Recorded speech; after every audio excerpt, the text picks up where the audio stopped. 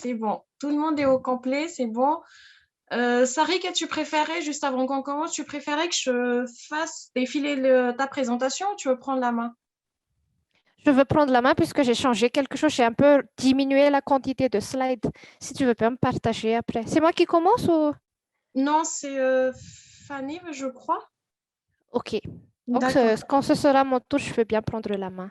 Plutôt Luc. C'est plutôt Luc qui commence. Alors, ok, très bien. J'allume ma caméra et puis on peut commencer. Bonjour à tous et bienvenue à ce webinaire témoignage portant sur humanité et inclusion, l'homme au cœur des préoccupations.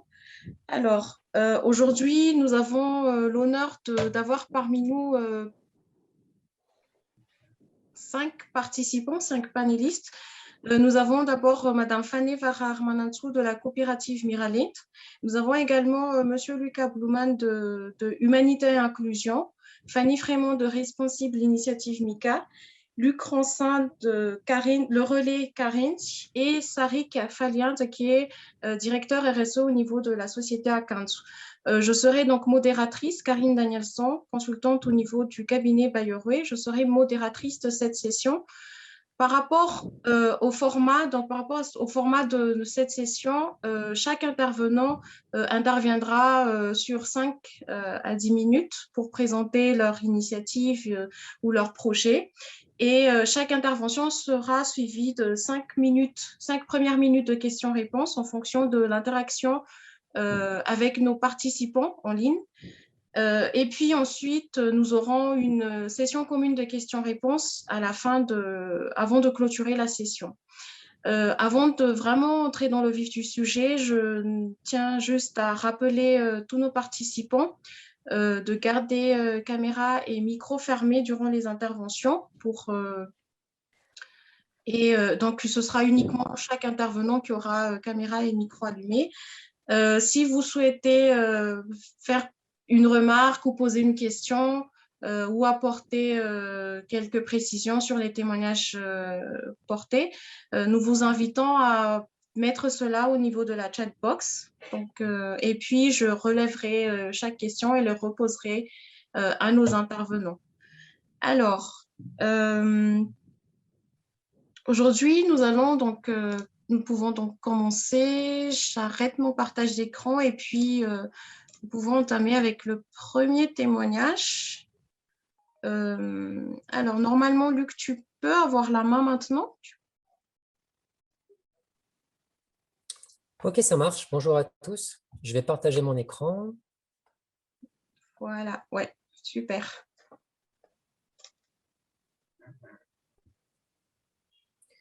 Voilà, je pense que tout le monde voit l'écran. Oui. Ça marche. Bien, bonjour à tous. Merci pour l'invitation. Donc, je suis Luc Rancin.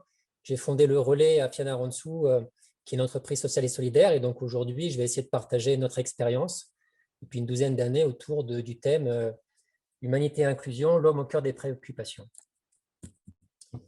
Alors, ce thème, c'est vrai qu'il est en plein dans notre raison d'être, hein, puisque le relais, on se définit assez souvent comme mettre l'économie au service de l'homme. Et donc, ça prend tout son sens. Mettre l'économie au service de l'homme, finalement, c'est bien différent et c'est bien plus fort que de placer l'homme dans une économie. Et donc, pour prendre un petit exemple qui nous concerne, le relais fait des voitures, donc les voitures Carenz, et finalement, ça n'a jamais été la raison d'être de faire des voitures. On a fait une voiture pour le pape. C'est un vrai message, hein, donc c'est fort de dire qu'on peut faire des voitures avec des personnes en difficulté sans aucun moyen, mais en fait, ce n'est que le reflet de notre raison d'être. Et la raison d'être, elle est vraiment là, elle est vraiment de mettre l'économie au service de l'homme.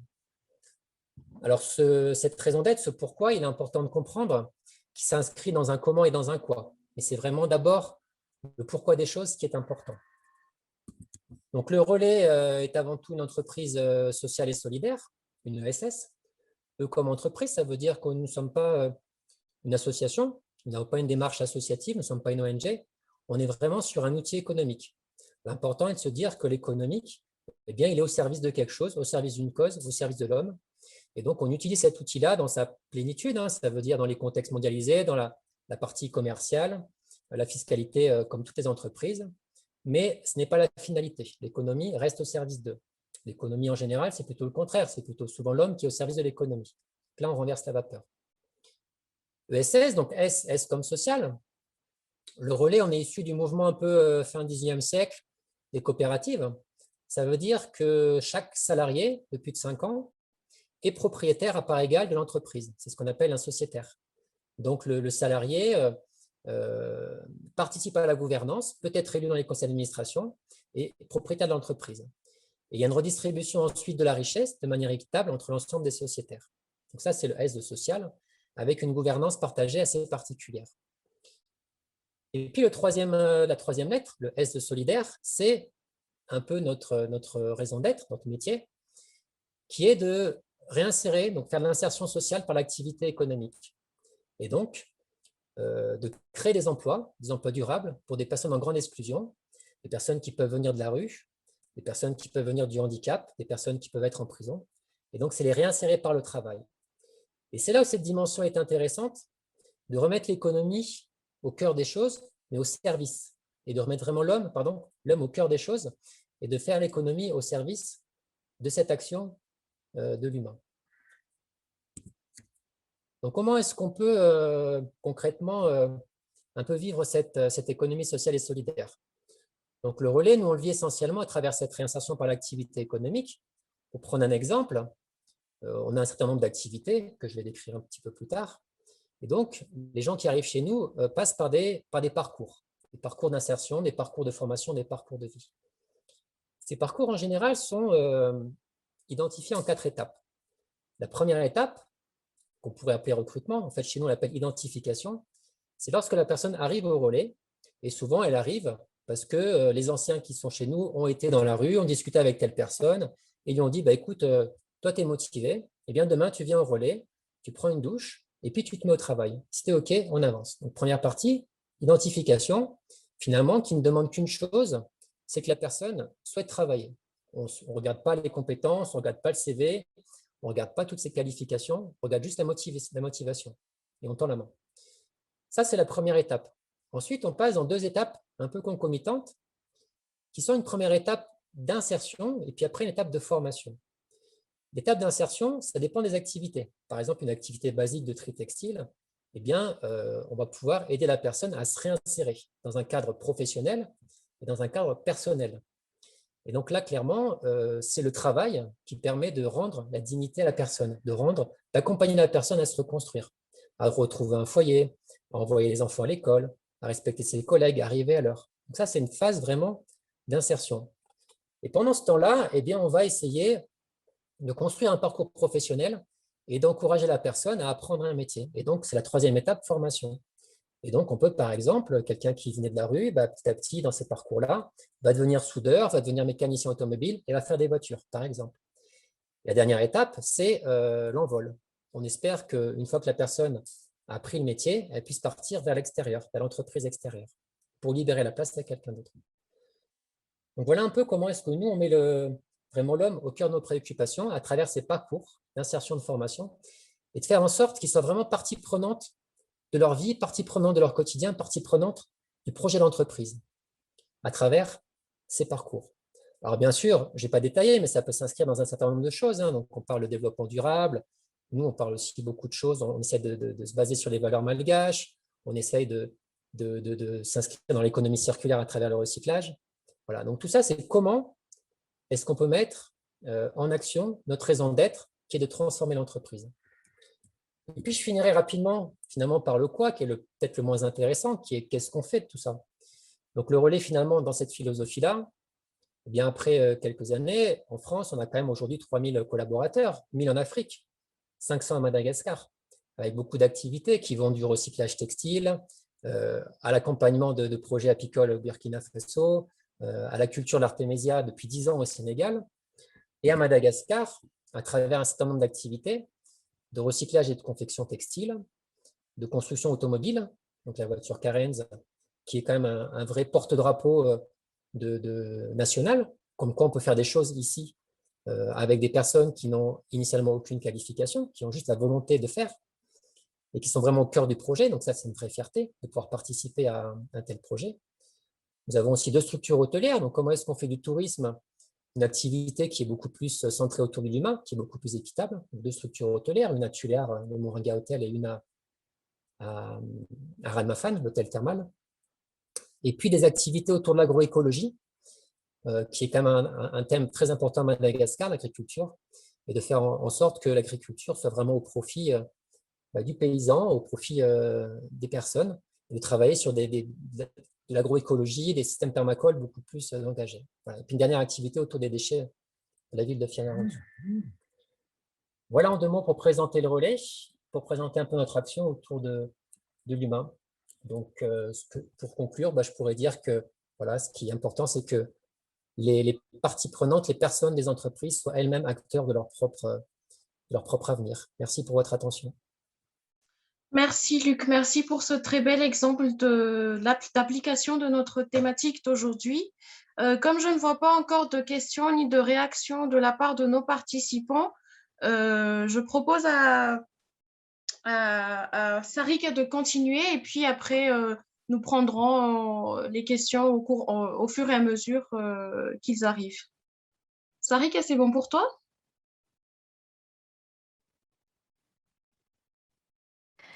Est-ce que vous arrivez à voir mon partage là? Alors, c'est en cours de commencer.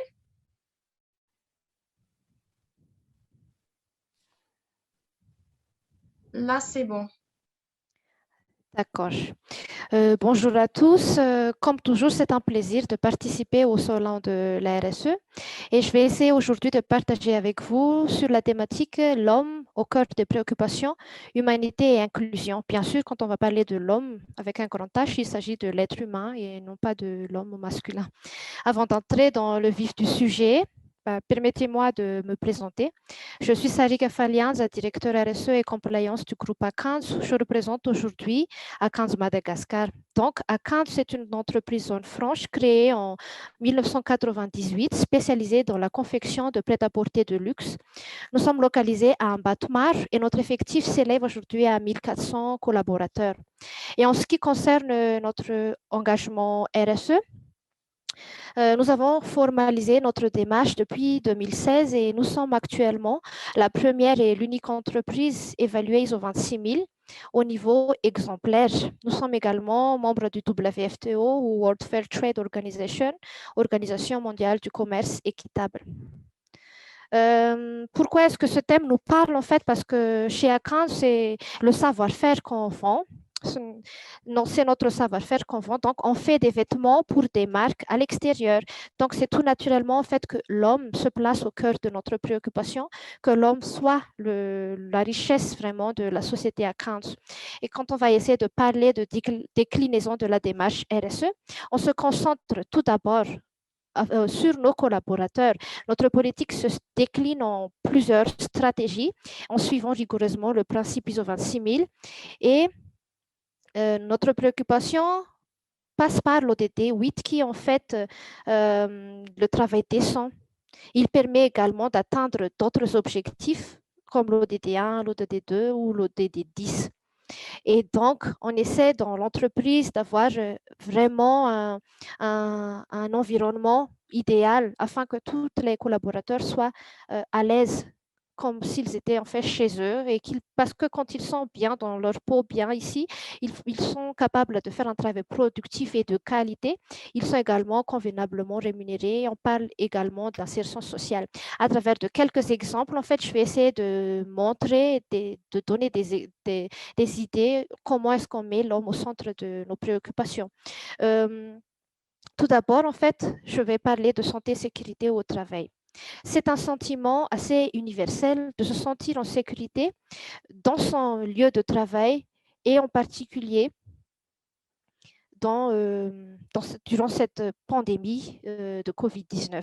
Nous devons préserver la santé et la sécurité, que ce soit mentale ou physique de nos collaborateurs, afin qu'ils puissent travailler dans les meilleures conditions possibles. Et pour cela, comme vous pouvez voir sur le slide, on a tous les lois cadres. Il y a les ODD, l'ISO 26000, le WFTO, mais également les lois du travail malgache et aussi les conventions qu'on a signées, que l'État a signées avec les OIT. Les mesures qu'on prend en termes de santé et sécurité au travail, bien sûr, il y a la mise en place d'une politique, la mise en place de différents comités qui travaillent ensemble pour atteindre un objectif commun. On a notre propre antenne aussi à l'intérieur de la société qui permet en fait de faciliter l'accès à un soin plus adapté et de proximité. Cette antenne à 15 permet aussi de suivre la santé générale de nos collaborateurs et d'adapter en fait l'offre à notre besoin. Et en cas d'urgence, il y a une prévention assez rapide. En termes de bilan post-Covid, parce que je pense que c'est le moment d'en parler. Durant la pandémie, beaucoup d'actions ont été mises en place et nous n'avons pas lésiné sur les moyens, que ce soit des moyens humains ou matériels ou moyens financiers. Un comité de vigilance qui rassemblait tous ces différents comités a été mis en place. Ils font en fait tout ce qu'il faut pour assurer le suivi, les différentes sensibilisations, les réunions. Il y a eu les chiffres clés, comme vous pouvez les voir ici. On a eu 82 cas suspects. On ne déplore aucun décès, fort heureusement. Les moyens financiers s'élèvent jusqu'à à peu près 200 millions d'arrières pour l'année 2020 seulement. Et ce qui nous a vraiment marqué durant cette pandémie, c'est le partage de masques qui a permis de protéger non seulement nos collaborateurs, leurs familles, la communauté d'insertion où nous nous trouvons, mais également beaucoup d'associations, d'entreprises, les hôpitaux et les gendarmeries. Et tous ces masques ont été distribués gratuitement, ces 200 000 masques.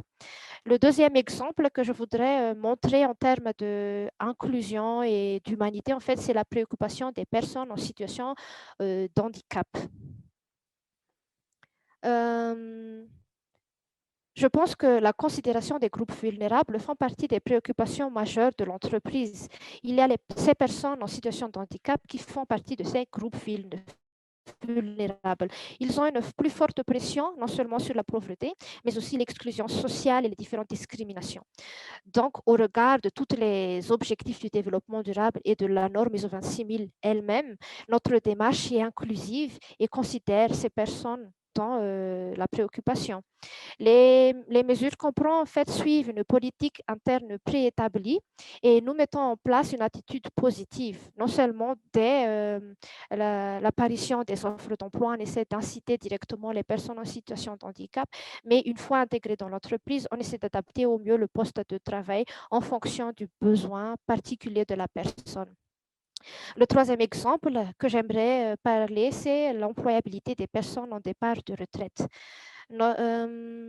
À cause de l'inflation actuelle, la pension de retraite qui est octroyée par la CNAP, c'est insuffisante pour vivre une vie décente. Nombreuses sont encore les personnes en fait qui, quand ils vont aller en retraite, ils cherchent encore une autre activité génératrice de revenus à faire, que ce soit en temps partiel ou bien à temps plein.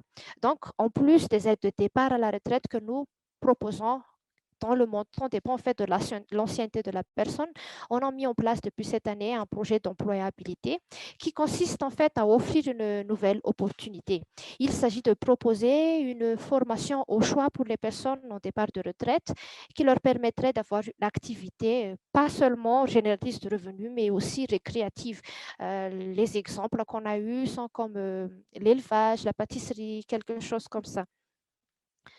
En termes de, j'ai parlé tout à l'heure en fait de tout ce qui concerne les collaborateurs, c'est-à-dire de ce qui est interne, mais en termes d'action externe, en ancrage territorial, nous avons aussi mis en place d'autres actions. En fait, l'insertion d'Akant dans le quartier d'Ambatouar a permis de générer des emplois directs, mais aussi la création d'autres emplois indirects comme les gargotes, les locations de maisons, beaucoup d'actions comme cela. Nous nous occupons également de l'entretien du quartier et nous sommes membres actifs d'une association citoyenne qui a été spécialement créée à Ambatouar. On prend en charge également la décharge d'Anjalanch. On va en parler un peu plus tout à l'heure. Anjalanch, en fait, pour ceux qui ne le savent pas, c'est la décharge d'Antananarivo. Elle reçoit depuis 1966 tous nos décharges. Elle a été gérée précédemment par la SAMVA, qui est actuellement la SMA. Et c'est le lieu de fréquents incendies sauvages qui créent des fumées invivables dans tout le quartier. Et pas seulement dans tout le quartier, parce que les fumées peuvent atteindre même toute la ville. Et nous avons déjà effectué des recherches là-dessus. Les fumées que génère Anjalanch peuvent créer des maladies vraiment très, très, très difficiles à soigner, non seulement pour les adultes, mais particulièrement pour les enfants et les personnes âgées. Et donc, au regard de tout, de notre démarche RSE, ce n'est pas une action désintéressée parce que nous sommes nous sommes en fait atteints par ces fumées, non seulement nos employés, mais nos produits aussi sont atteints par ces fumées. Nous avons mis en œuvre depuis 2017 en fait la suppression de ces feux. On a mis en place une brigade de feux qui vont essayer de maîtriser les feux et d'empêcher qu'ils se développent. Ces brigades en fait sont issues même de la décharge, ce sont des anciens chiffonniers trieurs et donc on les a insérés dans le monde professionnel. En dernier exemple, je vais parler d'un projet de 2021 également. On a mis en place à Kamasu, c'est l'association du Père Pedro, une école de formation en métier d'art. Comme nous le savons, nous les Malagasy, on est vraiment très habiles de nos mains. Nous savons vraiment beaucoup créer des choses, en particulier les femmes. Et donc, on a pensé que c'était important pour nous et intéressant pour nous également de créer une école de métier d'art qui permet à la fois d'atteindre différents objectifs. En termes de cadre, en fait, ce projet permet d'atteindre différents objectifs de développement durable, mais quand on se réfère à l'ISO 26000, ça concerne la première question centrale et même le premier domaine d'action dans la partie gouvernance, qui est une réflexion globale sur l'activité et le modèle économique. Nous sommes en fait en train de constituer notre prochaine collaborateurs en créant cette école de formation de métier d'art. En termes d'objectifs sociétaux, ce projet permet la réinsertion sociale des femmes défavorisées en situation précaire et qui sont souvent à charge. Et notre projet permet de générer un revenu régulier, durable et justement rémunéré, comme mentionné dans l'ODD 8, mais il permet aussi d'offrir des moyens financiers aux femmes pour permettre de réduire l'égalité hommes-femmes et ça nous permet de participer au développement de la communauté d'insertion, mais de porter également haut les couleurs du savoir-faire malagasy parce que nos produits sont exportés. Nous sommes fiers d'ailleurs de dire au monde entier que les produits ont été faits par les Malgaches et qu'ils ont été faits avec leur savoir-faire. Il y a aussi des objectifs environnementaux et même si ce n'est pas le sujet maintenant, je voudrais quand même les mentionner un tout petit peu. Les formations comme cela, ça nous permet de faire la sensibilisation à la préservation de l'environnement et sur différentes thématiques comme l'égalité homme-femme ou l'inclusion des personnes en situation de handicap. Mais il nous permet également de sensibiliser les personnes sur l'importance des fibres naturelles comme le raffia. Il y a des apports sociaux et économiques, mais surtout environnementaux. J'ai essayé de raccourcir au mieux en fait ma présentation. J'espère que ça n'a pas été trop long, Karine. Je vous remercie à tous d'avoir prêté attention à ma présentation. Merci. Merci Sarika, merci pour cette présentation de la démarche RSE de Akanch, une démarche RSE bien structurée pour l'atteinte des ODD à votre niveau. Toujours pas de réaction, toujours pas de questions via la chatbox. Donc, je rappelle à tous les participants que vous pouvez toujours poser vos questions et mettre vos remarques via la chatbox.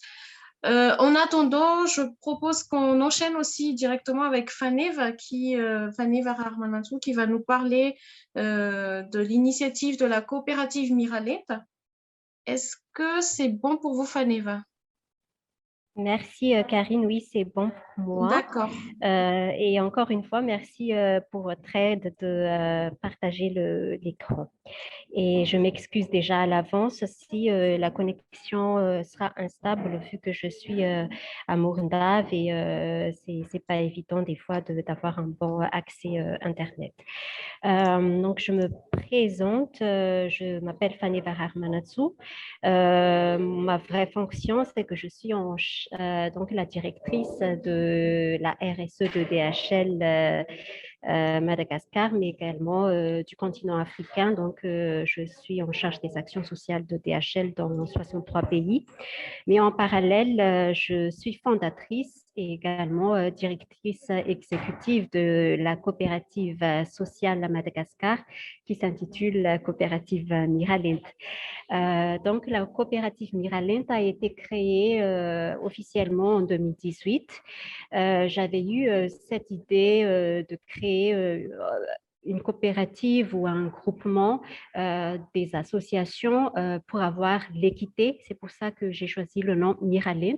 C'est pas pour l'égalité, mais c'est pour l'équité parce qu'on est tous complémentaires. Les hommes et les femmes sont complémentaires et on a chacun nos différents. Et puis, on ne pourra jamais être complètement identique ou on aura un traitement égal.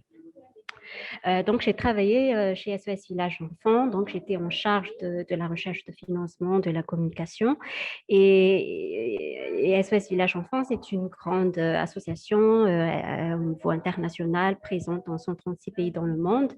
Par contre, il y a plusieurs associations qui sont peut-être à un autre niveau, mais qui font aussi de merveilleuses choses pour aider la population à Madagascar. Et c'est là où l'idée m'est venue de créer cette coopérative pour permettre à certaines associations, certaines ONG de bénéficier également d'appui technique ou d'appui matériel ou d'appui financier.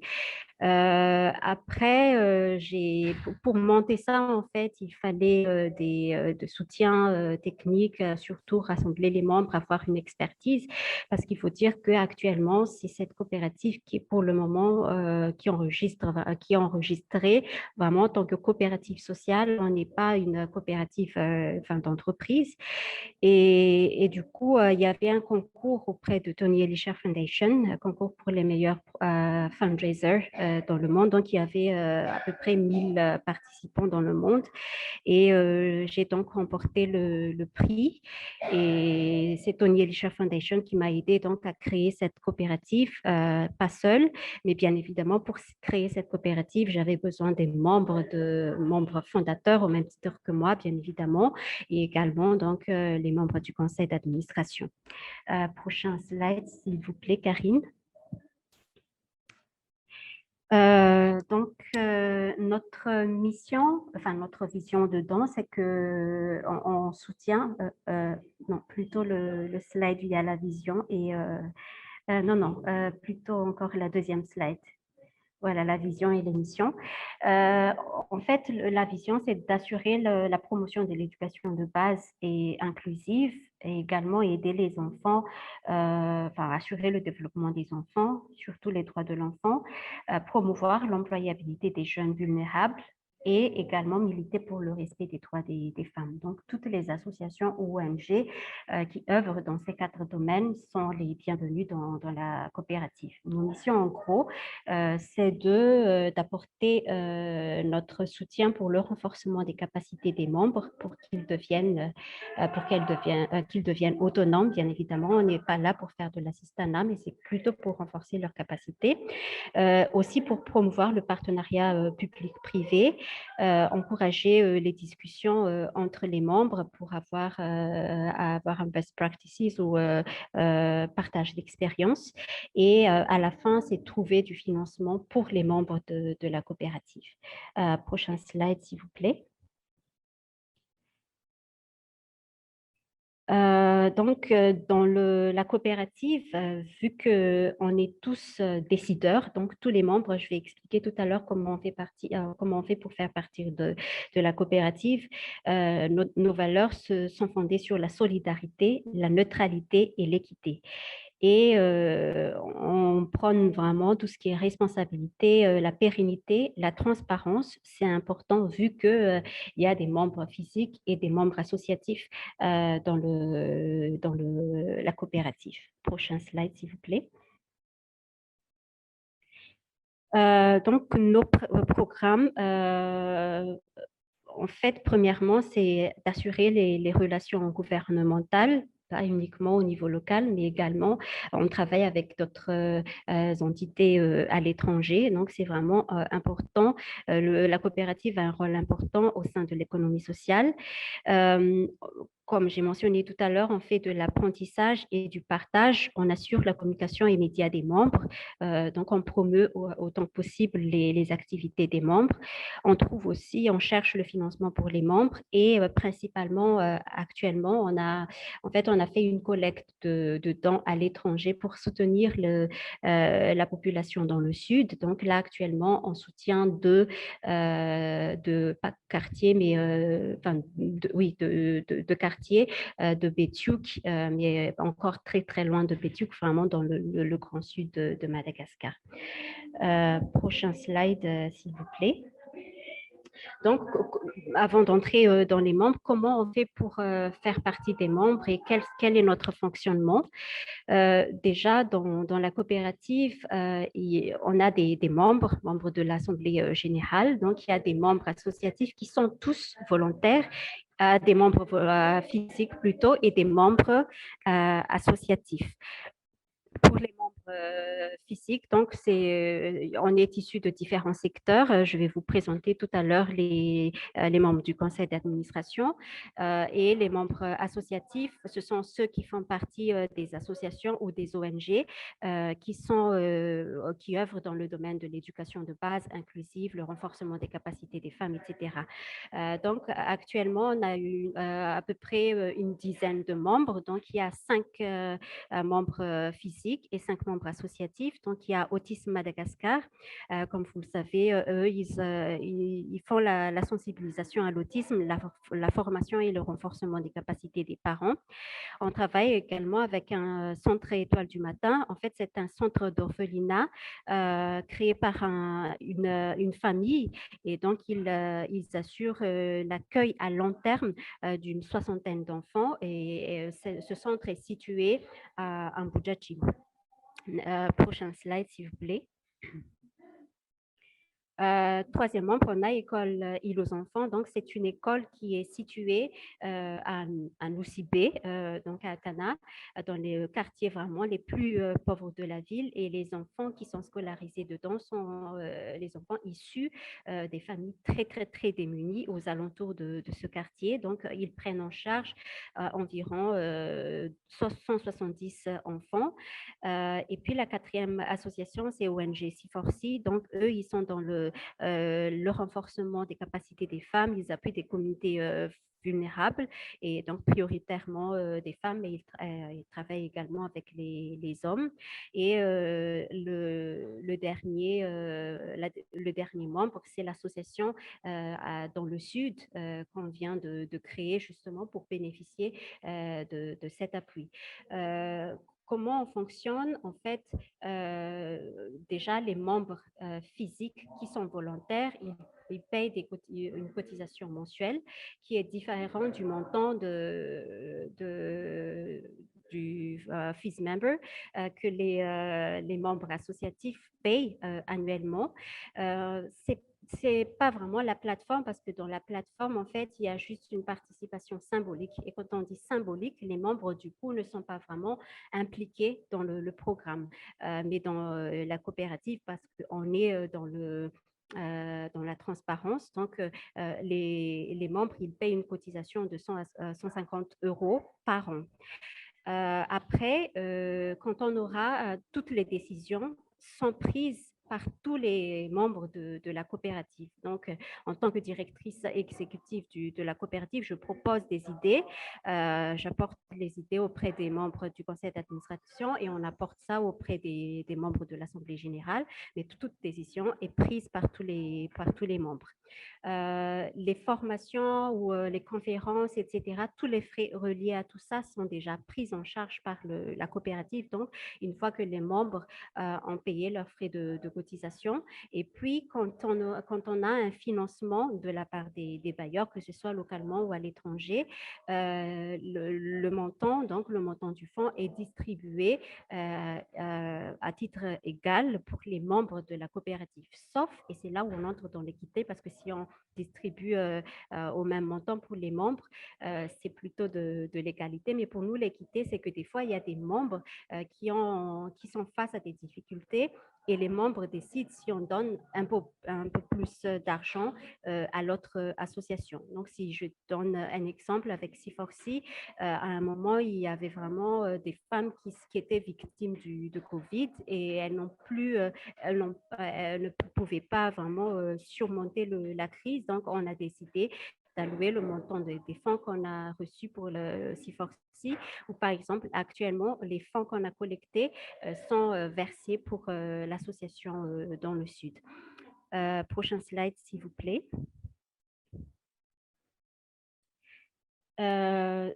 Et donc, actuellement, au début, c'était donc les membres, voici les membres de la coopérative actuellement. Prochain slide, s'il vous plaît. Je ne sais pas si je vois Je vous entends, mais j'ai juste un petit léger problème technique.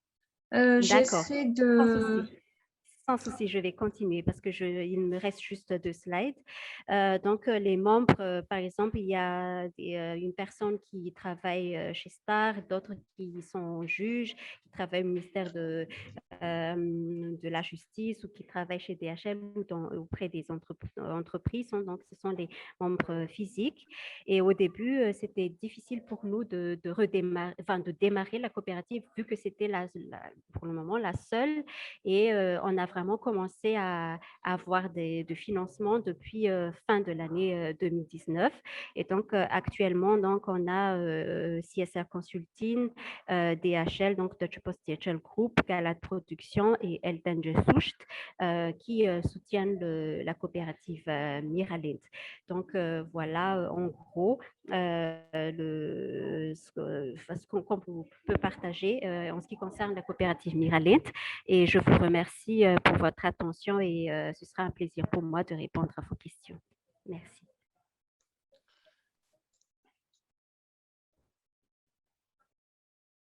Merci Fanny. Là, est-ce que vous m'entendez? J'ai eu quelques soucis de connexion. Je ne sais pas si c'est bon. Oui, je vous entends parfaitement. Là, c'est bon.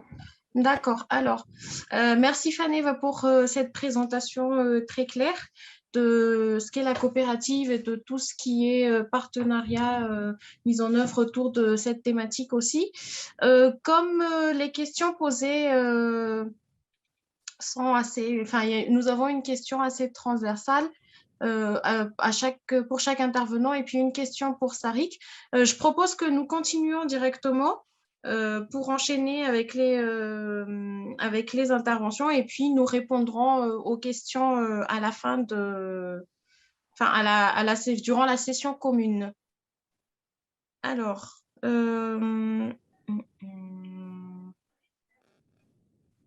prochain intervenant est Lucas, si je ne me trompe pas. Oui, c'est ça. Vous m'entendez bien? Oui, voilà. Oui, on vous entend très bien. Alors, je vais prendre la main sur le partage d'écran, si c'est possible. Oui. Normalement, Hop. vous pouvez le faire là, c'est bon? Ouais. Est-ce que vous voyez bien? Oui, c'est bon. Là, ça s'est affiché. D'accord. Je vais mettre ça en diaporama. Hop. Donc voilà, bonjour à tous, je suis donc Lucas, je suis manager de l'unité technique au niveau de Humanité et Inclusion qui s'appelait autrefois Handicap International. Depuis 2018, on a changé le nom de l'ONG de Handicap International, ça s'est transformé en Humanité et Inclusion. Et donc, je vais vous parler un petit peu déjà de l'ONG. Donc, qu'on abrège on appelle HI, c'est plus facile, c'est plus rapide. Je vais vous présenter l'ONG HI et puis après, je vais vous présenter aussi l'engagement d'HI auprès des entreprises du secteur privé et notre démarche d'accompagnement des entreprises du secteur privé pour viser l'inclusion des personnes handicapées au niveau de leur insertion économique. Donc, Handicap International et l'emploi. Donc, Handicap International, c'est une ONG qui a été créée en 1982, qui est présente à Madagascar depuis 1986. C'est une des plus grosses ONG, elle est dans le top 10 des plus grosses ONG dans le monde. Donc, elle intervient dans plus de 60 pays, avec énormément de plus de 350 projets actuellement. Voilà. Donc, Humanité Inclusion, c'est une ONG qui vise donc l'insertion, l'appui des personnes handicapées.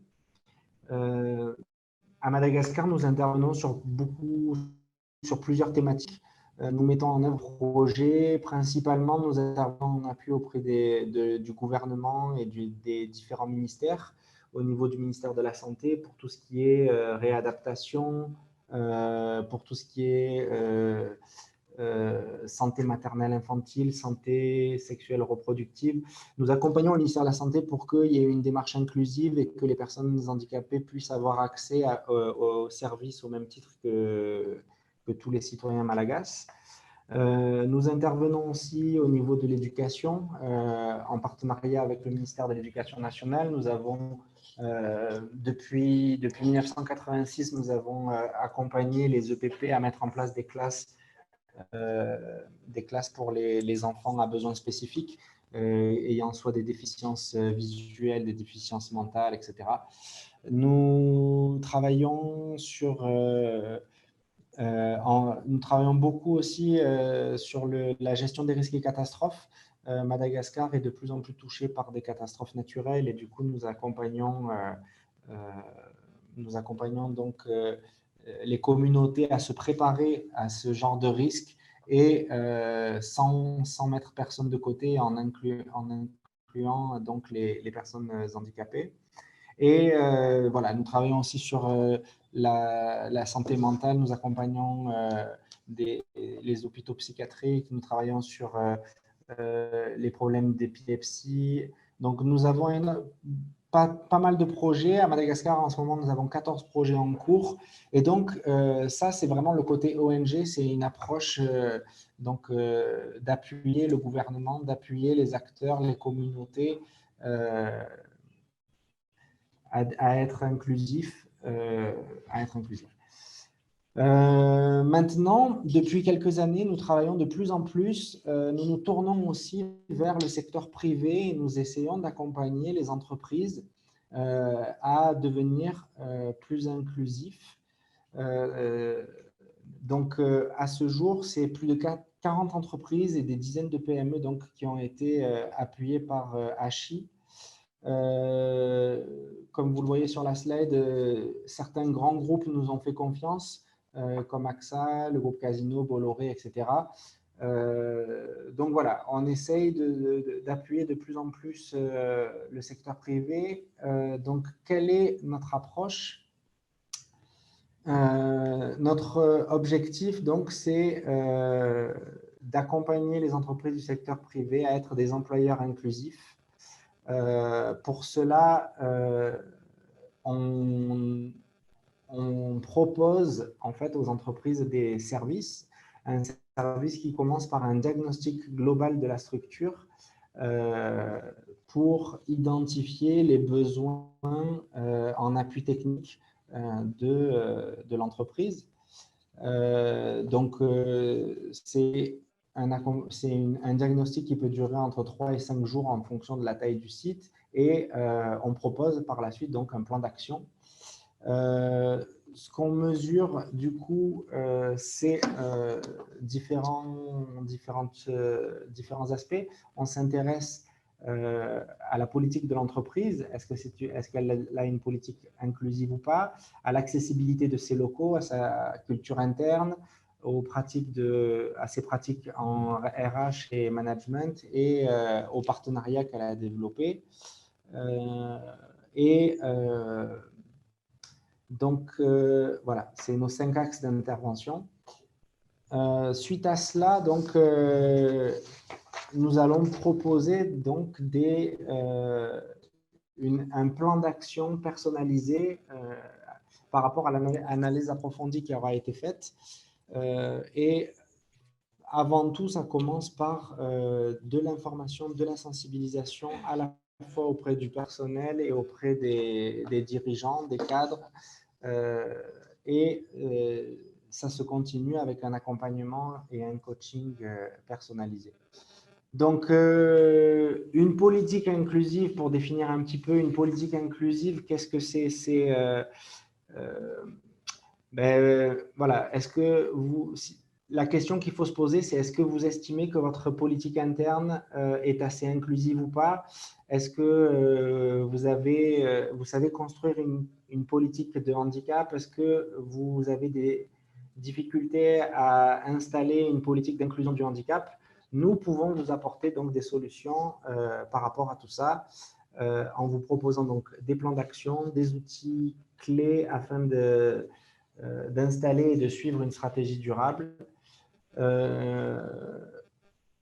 Au niveau de l'accessibilité, nous avons un spécialiste à Madagascar sur l'accessibilité. C'est un ingénieur en bâtiment de travaux publics qui va faire donc un diagnostic de vos locaux, qui va pouvoir donc voir au niveau de vos infrastructures quels sont les aménagements raisonnables possibles, l'aménagement de l'espace et comment rendre accessible à tous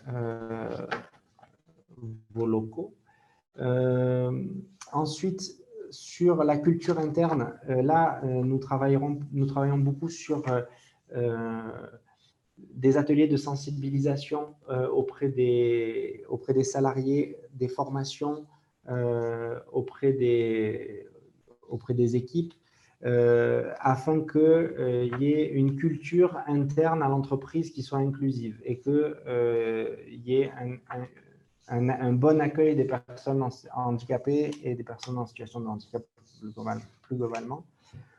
Enfin, on a aussi donc, tout ce qui concerne les pratiques RH. Donc, on peut proposer un état des lieux au niveau de vos pratiques RH, des formations et des outils qui sont à destination de vos équipes.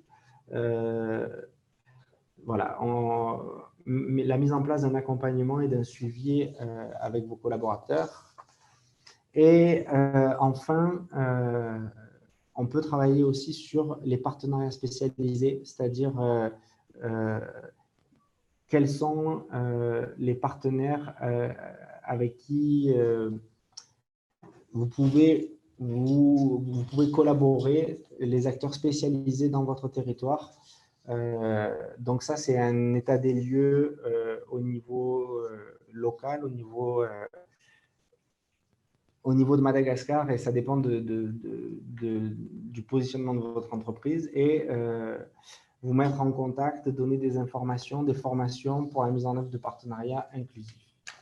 Voilà un petit peu. Donc, c'est un service assez nouveau. À la base, HI, c'est plutôt une ONG qui intervient sur des projets de développement en partenariat avec le gouvernement, les communautés, etc. Depuis quelques années, voilà, on s'oriente vers ce genre de pratiques. Nous, au niveau de HI Madagascar, ce sont des services qu'on a proposés à l'horizon 2022, parce que pour l'instant, justement, nos équipes sont en train de se former pour pouvoir et partager des expériences avec d'autres pays pour pouvoir être à même d'accompagner les entreprises du secteur privé à Madagascar le plus efficacement possible. Et donc, à partir de 2022, nous proposerons ces services auprès des entreprises pour aider les employeurs à viser l'inclusion des personnes handicapées. Donc voilà, en 3 étapes: diagnostic, sensibilisation, formation et coaching. Voilà, si vous avez des questions, j'essaierai d'y répondre. En tout cas, je suis Lucas, je suis le manager de l'unité technique et du coup, je suis le responsable au niveau de ces prestations d'assistance technique à Madagascar. Merci pour votre attention. Merci Lucas pour la présentation de cette initiative de humanité et inclusion. Je propose toujours d'enchaîner avec Fanny, si c'est OK. Et puis après, nous pourrons enchaîner avec les questions. J'aurai aussi quelques questions à l'endroit de quelques-uns de vous. Alors, Fanny, c'est bon? Super. Bonjour à tous. Est-ce que vous voyez bien la présentation également? Oui, c'est bon. Tout s'affiche correctement.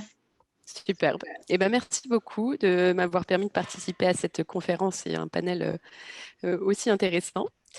Moi, je vais vous parler d'un sujet assez spécifique qui est le mica, donc qui est un minerai qu'on le trouve dans le sud de Madagascar, mais dans d'autres pays également comme l'Inde, le Brésil, un petit peu les États-Unis, la Chine, mais quand même principalement, voilà, qui vient principalement d'Inde et de Madagascar, qui est un minerai qui est finalement assez peu connu, mais très utilisé dans plein d'industries différentes, à la fois pour ses propriétés purement, je dirais, physiques, visuelles. En fait, c'est par exemple tout le côté pailleté des cosmétiques, donc des fards à paupières, des glosses, des vernis, tout ce côté brillant, c'est issu du mica. C'est aussi utilisé dans la peinture, et par exemple, le côté un peu métallisé des peintures automobiles, c'est encore du mica. Ensuite, il a des propriétés d'isolation thermique électrique importantes et dans ce cadre-là, on va le retrouver beaucoup dans l'industrie électronique. Donc, par exemple, dans votre grille-pain, sèche-cheveux, ordinateur, euh, machine à café, enfin tout le matériel, je dirais, électrique, aussi en isolation des câbles. Et enfin, c'est un minerai qui est à la fois souple et robuste. Donc, on va utiliser en fait en charge pour renforcer des plastiques. Donc, ça peut être soit dans des flacons, dans du packaging, mais aussi, si je reprends l'exemple de la voiture, dans toutes les parties plastiques d'une voiture, donc les ailes, le sol, ça va renforcer ces parties-là, limiter les vibrations, le bruit. Et enfin, c'est aussi utilisé dans l'extraction pétrolière, donc finalement en tant que lubrifiant pour faciliter l'extraction du pétrole et renforcer la porosité des puits. Donc c'est un minerai qui est largement utilisé partout dans le monde, dont la consommation va augmenter en fait dans les prochaines années, notamment par exemple c'est parce que c'est utilisé dans tout ce qui est batterie électrique pour isoler les cellules et les batteries et limiter en fait le risque de prise de feu, donc dans tous les véhicules électriques ou dans toute l'énergie renouvelable. Et comme c'est des marchés de croissance, le marché du mica va aussi croître dans les prochaines années. Et malheureusement, il est lié à certaines problématiques importantes de sourcing, de collecte. Donc à Madagascar, dans le sud de Madagascar, le mica en fait est collecté de façon très largement informelle. Donc ce sont des familles qui vont simplement autour de leur village dans des mines très peu formalisées, très peu sécurisées et dans des zones qui sont à la fois très pauvres, très reculées. L'ensemble de ça, résultant dans à la fois, je dirais, des conditions de travail qui sont très à risque, très, très, très peu contrôlées, donc qui peuvent avoir des impacts sur la santé, la sécurité forcément de ces familles qui collectent le mica, sur l'environnement également. Il y a une forte exploitation économique parce qu'un ensemble d'intermédiaires qui exploitent ces petits collecteurs et point extrêmement important, une forte incidence du travail des enfants sur la collecte, qui est en fait la résultante de tous ces facteurs, zones reculées, faible accès à l'éducation, pauvreté, etc.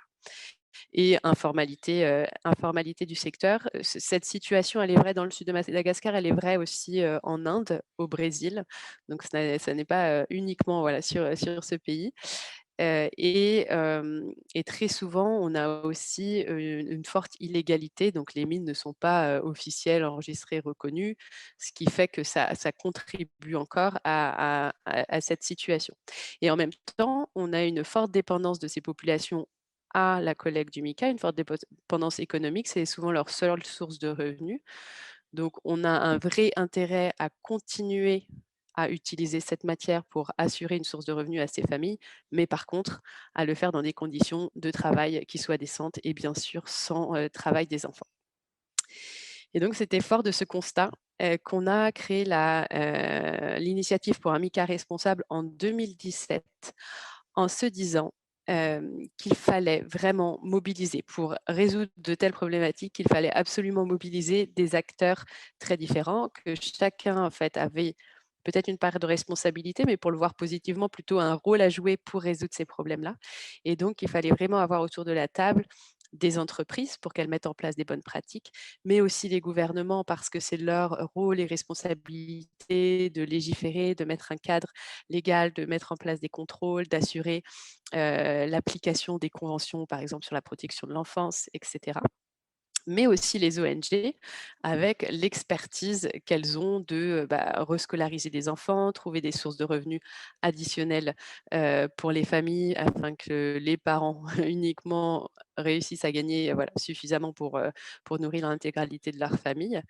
Donc c'était avec cette idée initiale de vraiment besoin d'une approche multipartie prenante qu'on a créé la RMI en 2017, avec aussi cette vision et cette envie d'être vraiment orienté action sur le terrain. Donc, on a démarré en Inde, cette année on démarre à Madagascar.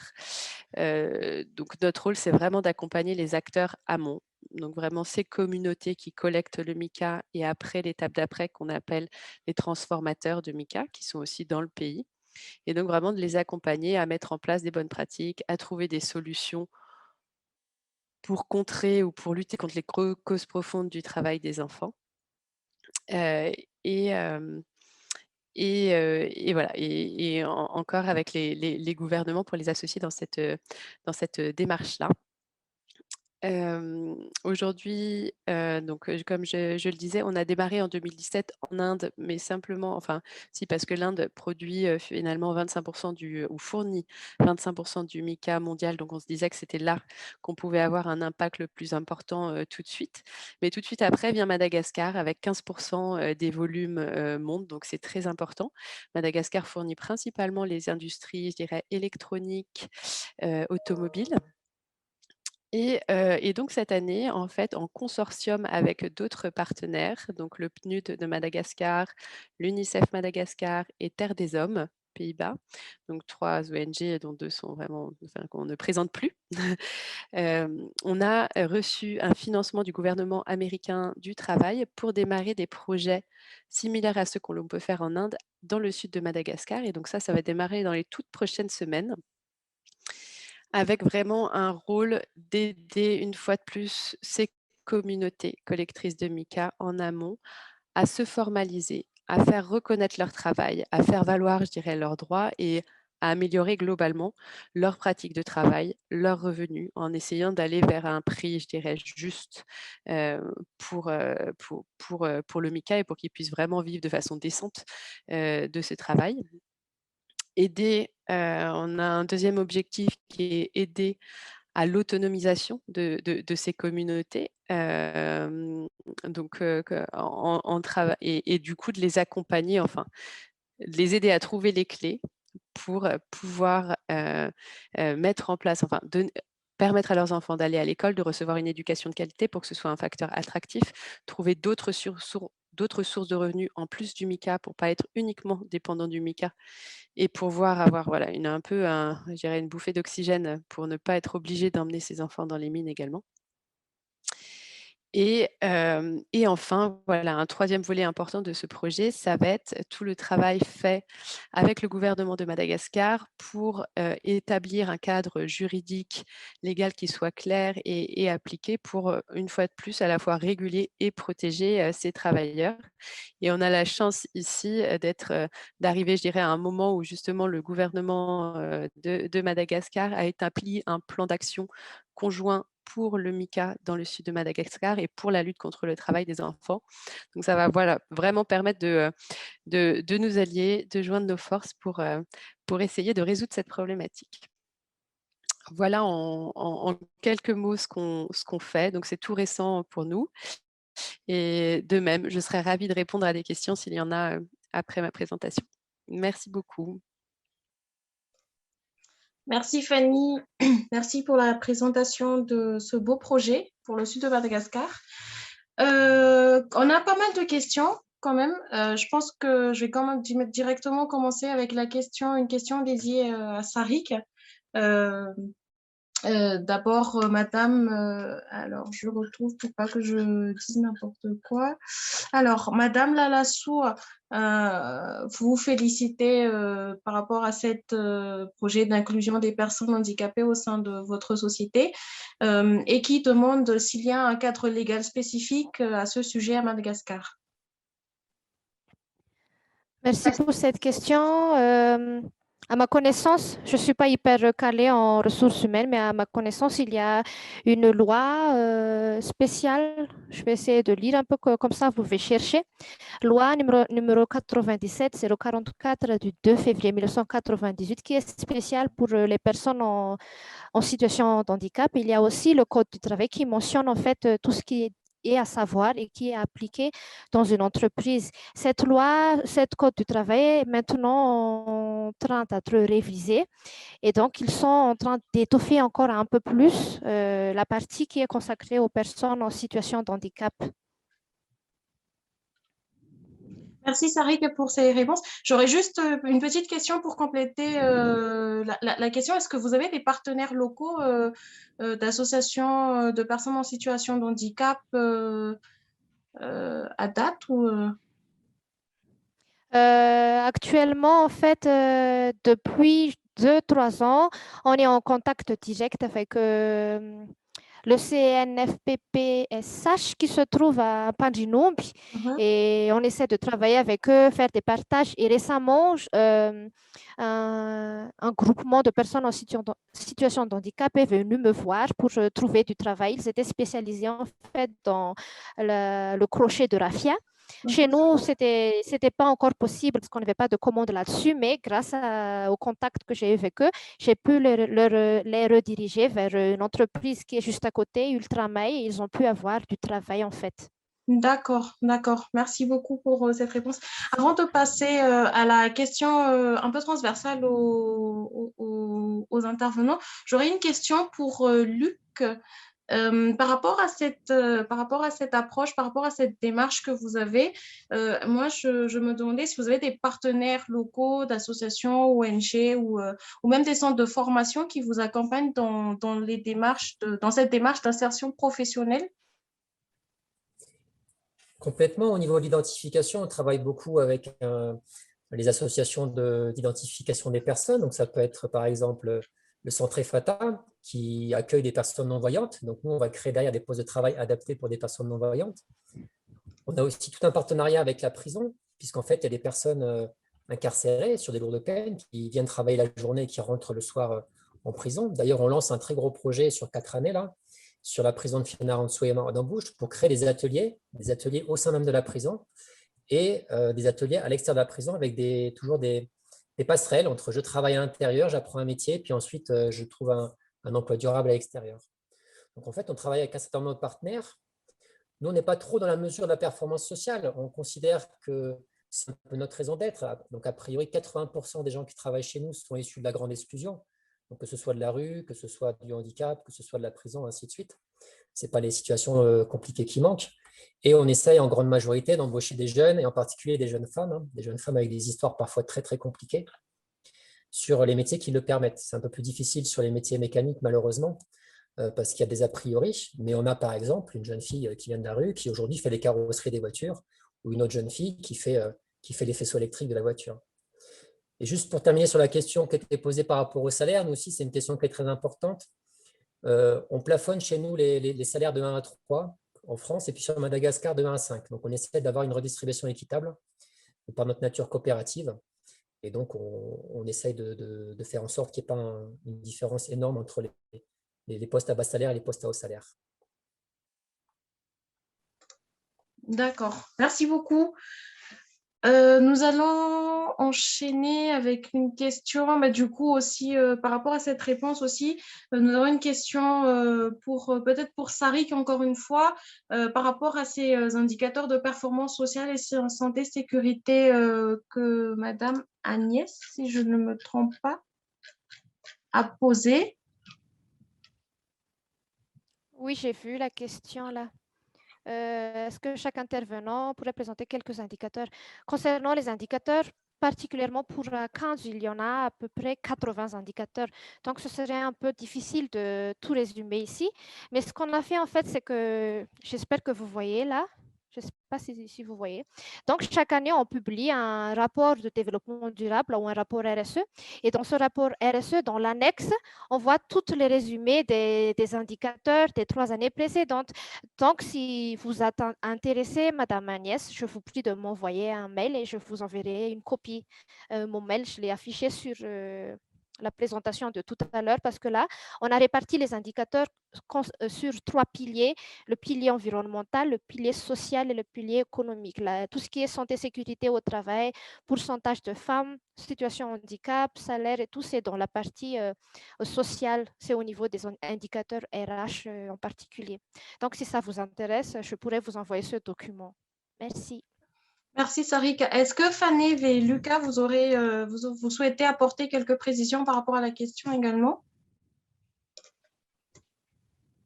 Merci.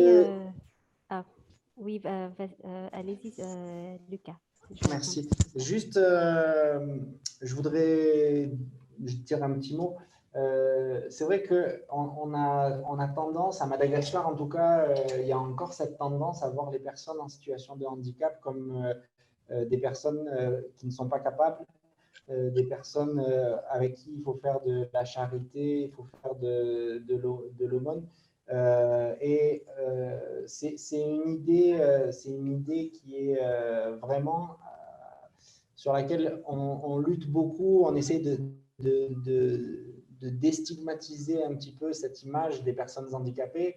Et justement, tout à l'heure, je parlais de culture interne et de politique inclusive.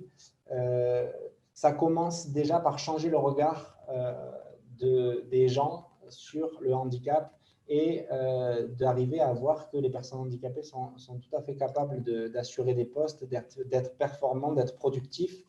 Et voilà, donc je voulais juste rajouter ce petit mot-là. Et voilà, c'était une petite parenthèse pour les employeurs qui écoutent.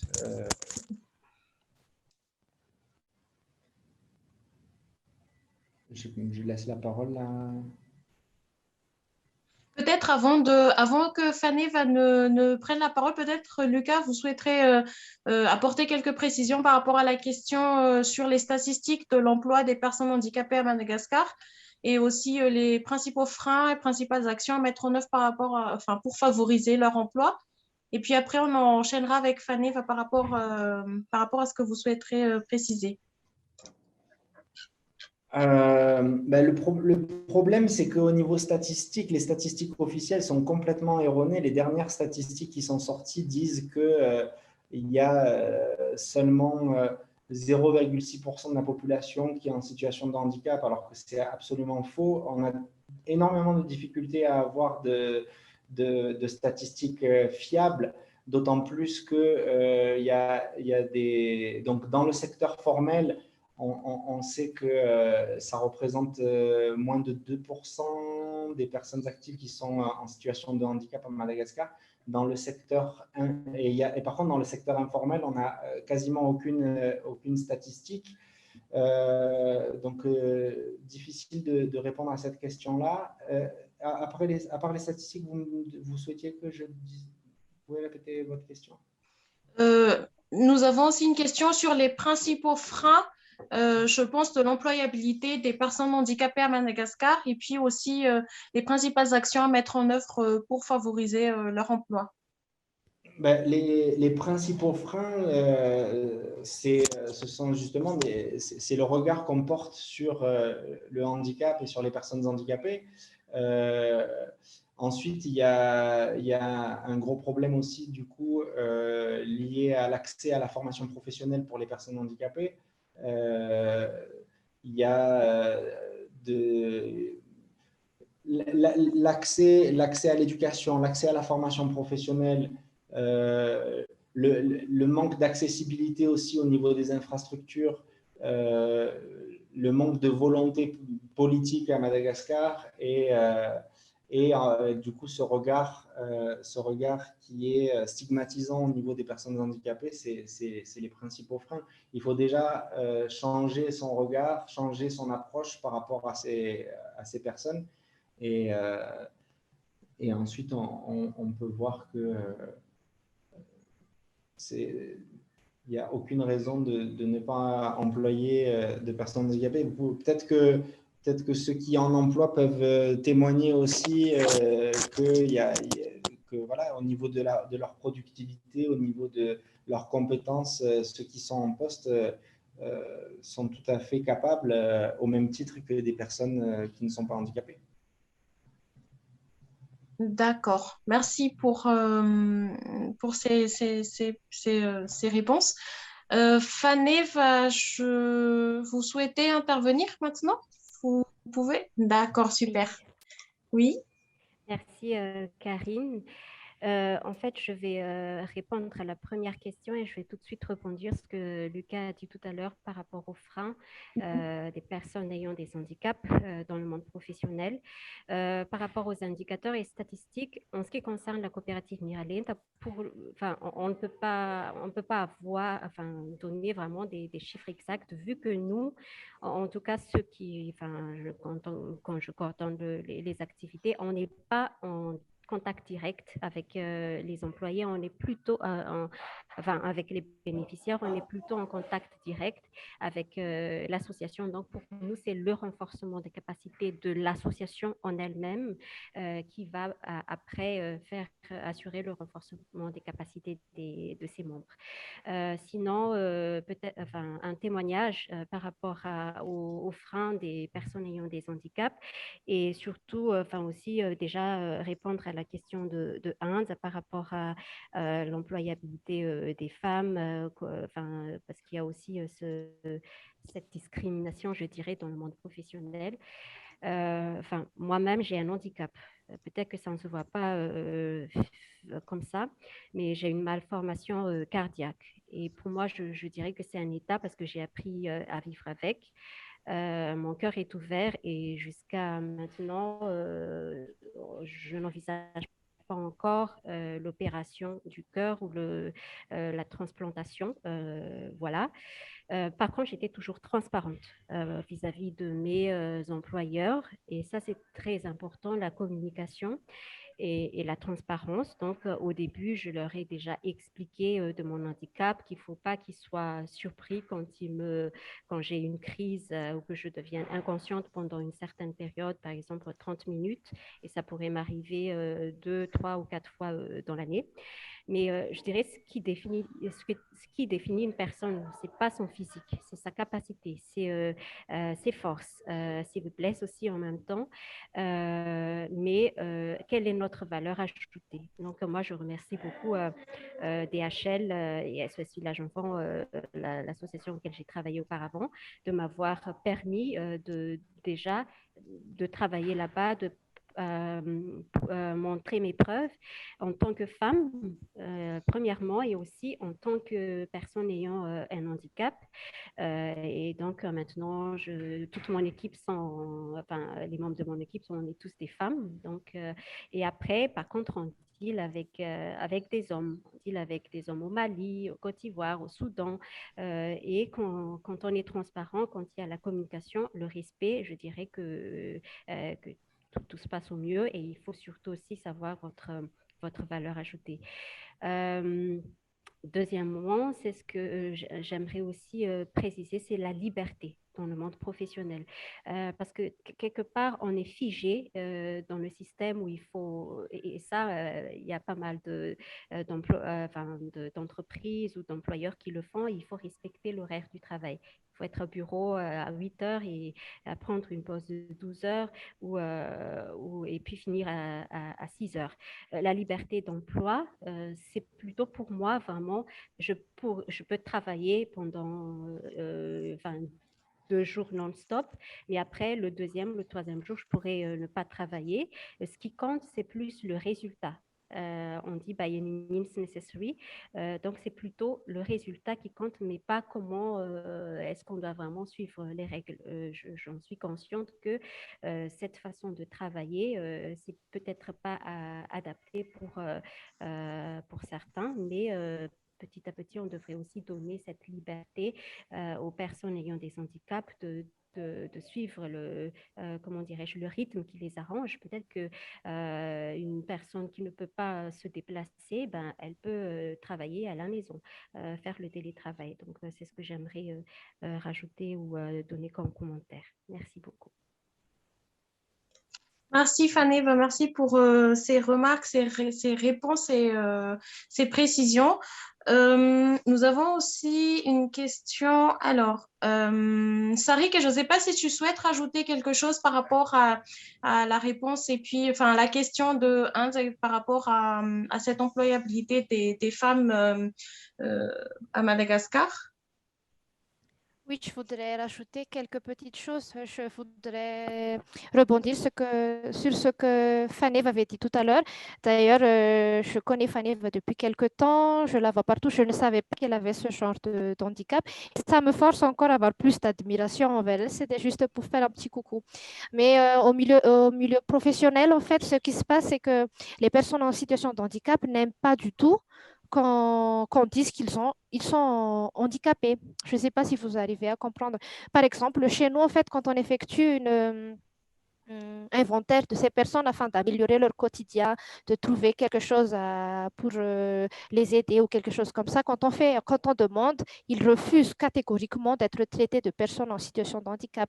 Et c'est ce qui rend un peu difficile en fait l'intégration en interne. Et en externe, quand on affiche en fait les offres de travail et quand on mentionne bien en bas, les personnes en situation de handicap sont invitées à soumettre leur candidature. Les femmes sont invitées, quelque chose comme ça, pour les pousser en fait on ne peut pas obliger les gens à travailler pour nous. Hein. Quand on trouve quelqu'un, une personne en situation de handicap qui est vraiment qui est compétent, on ne peut pas lui dire, lui forcer, viens travailler chez nous, c'est pour augmenter le nombre de personnes. Ça ne se passe pas comme ça en fait. Il faut que la personne soit convaincue et c'est ce qui est un peu difficile. Et je pense que c'est ce qui a été mentionné qui a été mentionné précédemment. C'est difficile en fait d'inciter les gens à cause du regard des autres. Je pense que c'est ce qui ralentit. Il faudrait plus d'éducation et plus de sensibilisation là-dessus. Et pour répondre à la question sur les femmes, je ne sais pas le ressenti des autres femmes panélistes, mais en ce qui me concerne, en fait, j'ai fait de la RSE quand j'étais en 4e année d'études. J'avais déjà un enfant, donc c'est déjà très difficile à mener les études et à travailler en même temps. Mais ce qui a été le plus difficile, c'était quand j'ai accédé à un poste de directeur. C'est vraiment difficile pour les hommes et pour les personnes âgées. Donc, on est à la fois atteint d'agéisme et de sexisme. En fait, on est obligé de faire ses preuves tous les jours. Et particulièrement dans le monde de la RSE, comme la RSE, en fait, c'est une démarche inclusive.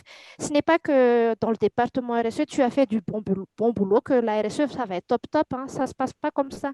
Pour que la RSE soit bien, il faut que tout le monde participe. Et moi, ma mission, en fait, en tant que RSE, c'était d'inciter, de changer les comportements. Et quand j'arrivais vers un autre département comptabilité, c'est vraiment difficile pour une femme, une personne qui n'a pas encore la trentaine, de convaincre une personne de changer comment est-ce qu'il doit travailler. Il le fait depuis des années, il est déjà dans la cinquantaine. C'est vraiment difficile. Et je pense, en fait, le conseil que je pourrais donner à Hans, je crois, c'est de persévérer. Ce n'est pas, comme Fanny va dire tout à l'heure, ce n'est pas ce qu'on voit là, en fait, qui va convaincre les autres, mais c'est ce qu'on fait, en fait. Il faut se prouver chaque jour qu'on est capable de faire quelque chose. Merci. Merci Sarik pour ces réponses. Juste avant d'entrer sur les questions un peu dédiées à Fanny sur le MICA, peut-être je rebondirai juste par rapport à ces deux témoignages-là. Donc, peut-être par rapport à la question de Hans aussi. Donc, moi aussi, je suis dans la RSE depuis pas très longtemps. C'est pas du tout évident, comme Sarik elle le dit. Et c'est un gros challenge. Surtout aussi, moi aussi, j'ai même pas encore le quart de siècle, je dirais. C'est un gros challenge tous les jours, mais c'est quelque chose, comme Sarika l'a dit, c'est la persévérance, la persévérance et la persévérance. Il y a un mot aussi que Fanny avait évoqué, c'est surtout par rapport aussi à comprendre la valeur ajoutée que tu as en tant que personne, peut-être que tu peux apporter à une certaine équipe. Donc, voilà un peu le petit témoignage pour rebondir. Aussi, donc, comme le temps, je vois que le temps avance pas mal, nous avons quelques questions pour Fanny par rapport au projet. La première question, c'est est-ce que l'activité ciblera aussi l'enfouissement informel de déchets de mica? D'accord. Alors, du coup, et comme je voyais que le temps dépassait, je me suis permise de répondre directement aux questions dans la chatbox, mais je veux bien résumer rapidement. Oui. Il n'y a pas forcément de déchets, c'est un minerai, il n'y a pas de... Je dirais, enfin, si, les déchets, c'est le reste, c'est de la terre et des pierres, donc c'est souvent... en fait, ce sont des carrières assez informelles et la séparation du mica avec le reste de la terre ou des roches, elle se fait sur place, donc tout reste sur place. Donc ça, je dirais qu'il n'y a pas, enfin, le sujet de déchets n'est pas en soi un sujet. Ce qui est un vrai sujet, c'est la réhabilitation des sites, enfin dans l'extraction minière globalement, hein, c'est la réhabilitation des sites après une exploitation pour être sûr et la préservation de sites d'exception pour être sûr qu'on ne nuise pas à l'environnement. Donc c'est plutôt ça le sujet. Et après, il y avait des questions donc, du coup sur le nombre d'enfants, etc. Donc globalement, on estime qu'à Madagascar, il y a 10 000 enfants qui travaillent dans ces mines de mica. Donc, ce qui est assez énorme. Nous, on n'a pas du tout commencé les projets, on démarre tout juste cette année avec l'UNICEF, une fois de plus, le PNUD, Terre des Hommes. Donc, l'objectif, c'est vraiment d'éradiquer ce problème-là. Maintenant, on n'a pas du tout de résultats à date puisqu'on n'a pas encore commencé. Et après, donc sur les normes de travail et comment calculer un salaire, un prix juste, en fait, il y a des méthodologies éprouvées pour savoir ce que serait un salaire décent localement. Donc, en fait, il s'agit de regarder quelles sont toutes les dépenses d'une famille sur la base des coûts de la vie locale, qui soient des dépenses de santé, de transport, d'éducation, pour se loger, pour se nourrir, etc. On regarde ça et ensuite on regarde quelles sont toutes les sources de revenus d'une famille d'une taille moyenne dans le sud de Madagascar. Donc ça peut être le mica, mais ça peut être d'autres.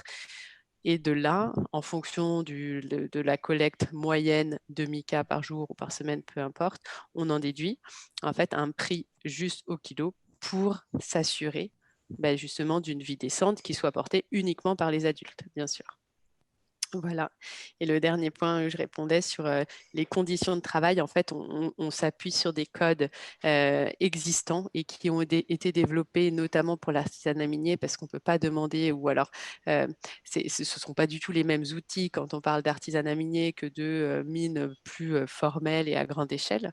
Donc là, il existe des standards qui ont été développés, dont un qui s'appelle le Craft Code, qui a été développé par l'Alliance pour une mine responsable, avec laquelle on va travailler justement pour l'adapter évidemment au secteur du mica dans le sud de Madagascar, mais pour pouvoir fournir des formations et qui soient pertinentes pour ces artisans, pour les accompagner sur une meilleure qualité, des meilleurs outils, des meilleures pratiques de travail et une fois de plus, l'obtention d'un prix juste via de la formalisation, de la reconnaissance, de l'enregistrement, etc.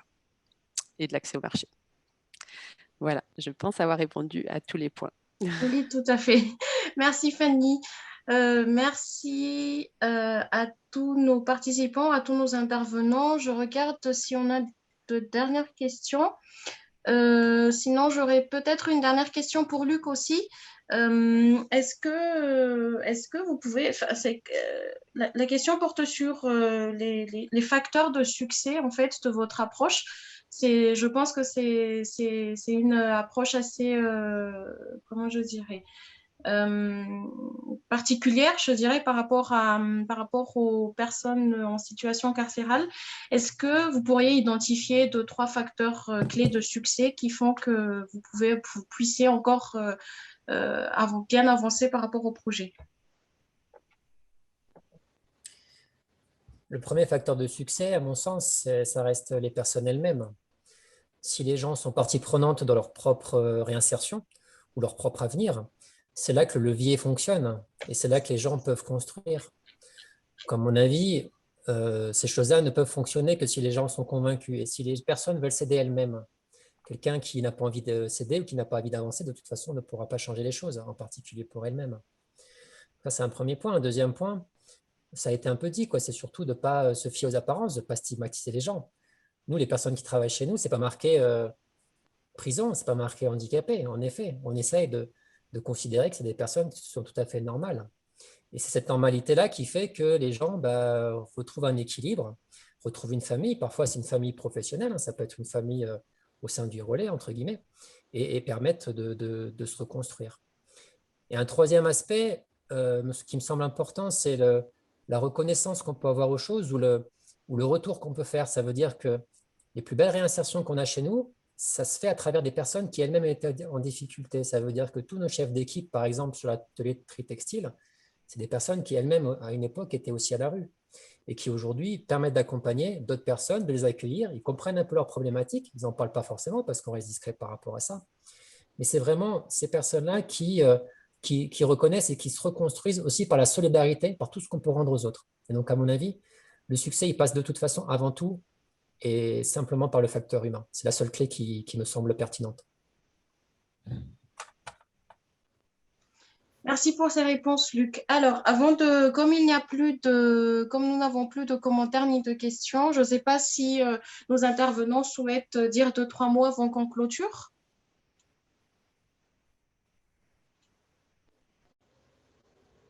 Non?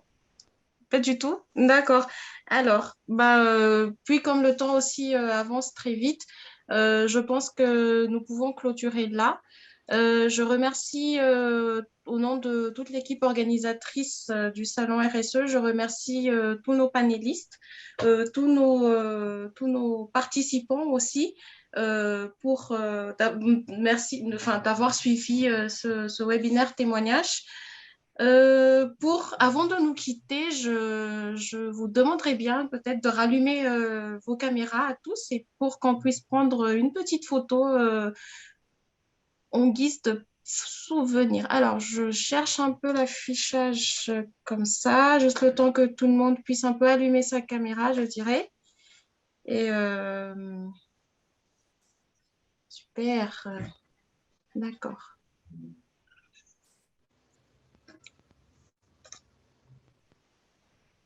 Hop, c'est bon. Merci beaucoup, merci à tous, encore merci à nos intervenants et à tous nos participants. Et puis, nous nous retrouvons donc demain. Je pense que c'était la dernière conférence de la journée. Puis, nous pouvons nous retrouver durant la réunion d'information sur le prix RSE, qui est aussi une nouveauté pour cette année, pour cette 6e édition. Encore merci à tous et à très vite. Au revoir. Merci. Merci, au revoir. Au revoir. Bonne soirée, au revoir.